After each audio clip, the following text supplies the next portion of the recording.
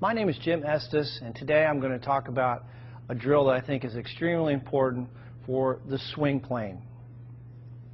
So what I want you to do is, and this, by the way, is going to give you an instant understanding of exactly the feeling you want to have in the golf swing. Take a club. You can put a rod, alignment rod, in the grip, or I'm sorry, in the butt end of the golf club. Take the golf club, turn it like you're going to hold it, and then what I want you to do is take that club, put it right against your left hip, so you're holding both clubs here. Now you've got an alignment rod on the ground and a golf ball, and what I want you to do, getting into your good posture position, your weight over the arches, feel balanced. The insides of the heels are going to be about the width of your hips. Take a swing back, slow motion, and trace with that alignment rod the target line all the way up. The shaft should be parallel to your target line at the top, and then slowly coming down, trace the line. And do this in slow motion. Right into the impact position. So this is a great feedback tool, visual feedback tool for learning the proper swing plane. Go right to your impact position. I encourage you to do this drill in slow motion, and if you have 5 minutes a day, if you do this drill every day, I guarantee you're going to improve your golf swing. So again, I think you'll find this to be extremely helpful. JimEstesGolf.com if you have any questions. I want, with a short club, like a sand wedge or a pitching wedge, if you're hitting a full shot, I want your ankles to be underneath your hips. Your ankles are not under your hips. Your feet are too far apart. Your left foot needs to be pulled closer to you. Okay? Your insides of your heels should be no wider than your hips. Inside of the heels. Right. Okay. All right, so this is what it should look like. I'm going to show you a pro.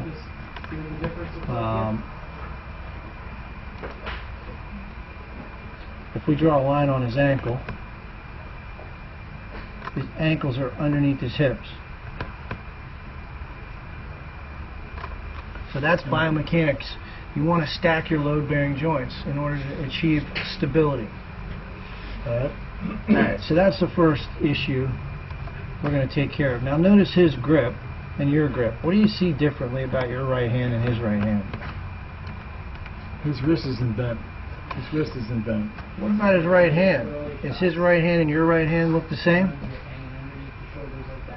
No, I'm not straight enough on the You're not on top. I'm not on top. Right, your right hand's not on top. Right. And that's what we've been working on.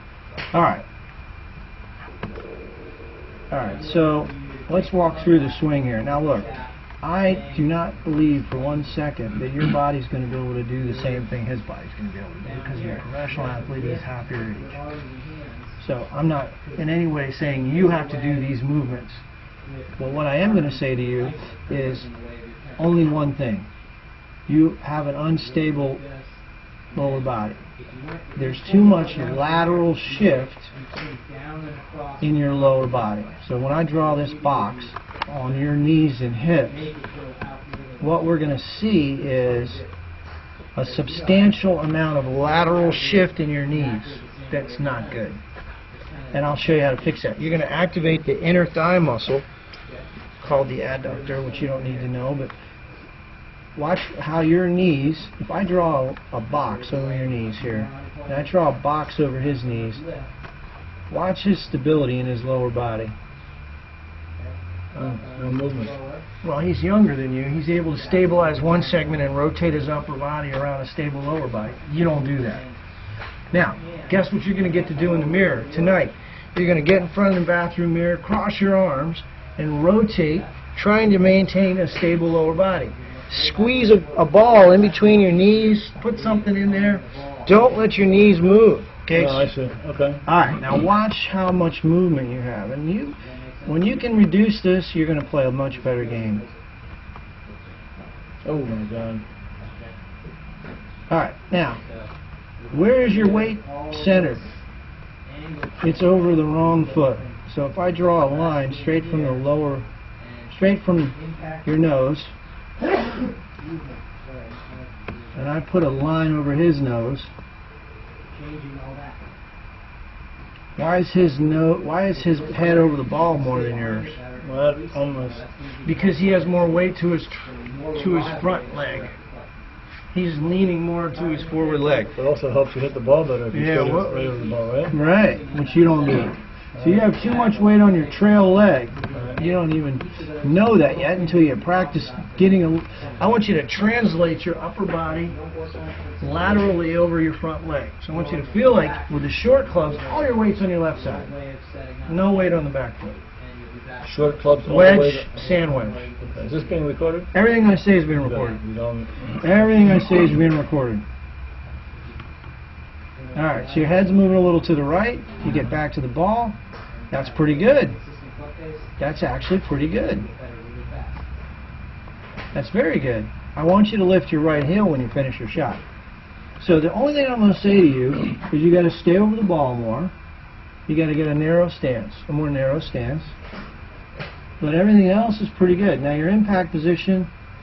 His wrists are way ahead of my wrists. Right. The shaft's leaning forward more.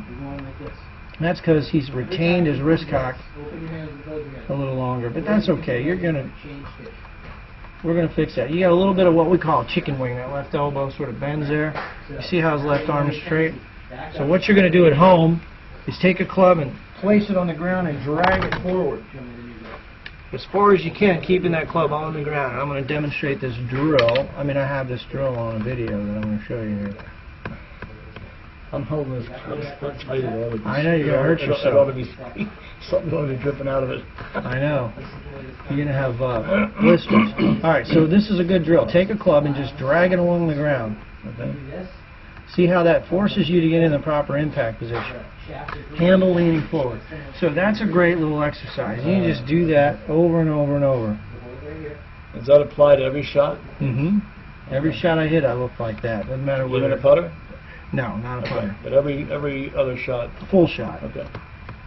Alright. Alright, there's a lot more I could say, but I'm not gonna because you don't need much more. So...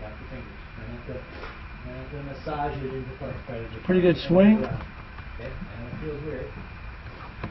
I'm trying my heel. I'm on my toe. Your right toe's going to come up, and you just practice this little drill. What you're going to do is just squeeze your knees together, roll your right ankle in, bring your knees together, and turn your lower body toward the target. That's it. Just do that every day.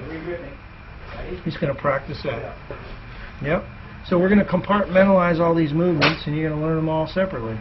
And then you're going to put them all together. Okay? Alright, everything I just said, footwork. This is Graham McDowell. He's a good Irishman. He likes a couple pints every while. Watch this lower body shift. There you go. So that's what it looks like. Club face is square coming through. See that flat left wrist?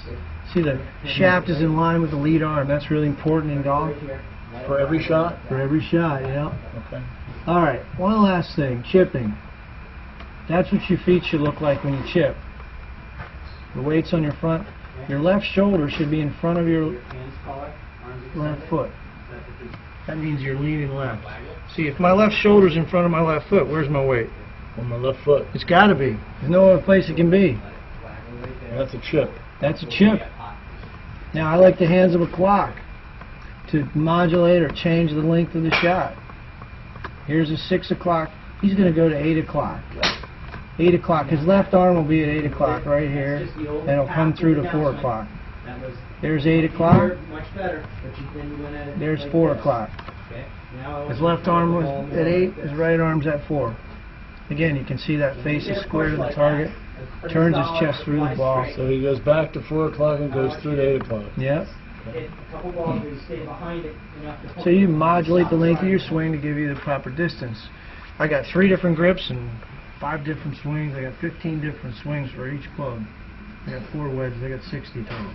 So grip. I know. I'm just working on my grip. I know. I'm just saying. I know. That's for down the road. That's for down the road. But all right, now I'm going to show you another person here. This is for a pitch shot. Okay, his toes are turned to the target. Notice the grip. That right hand's on top again. He's going to go back to about 9 o'clock where he makes an L. Here's the L. The L, well, that's not quite an L, but the left arm and the shaft almost are at 90 degrees there. That would be a full 90-degree angle. But his weight's on his forward foot. Turn the chest through. And notice the strike. There's not a lot of divot there, and that club face is open. The bottom of the club slides along the ground, brushes the turf. See where it landed? And there you go. And he's got an open stance, right? An open stance, right.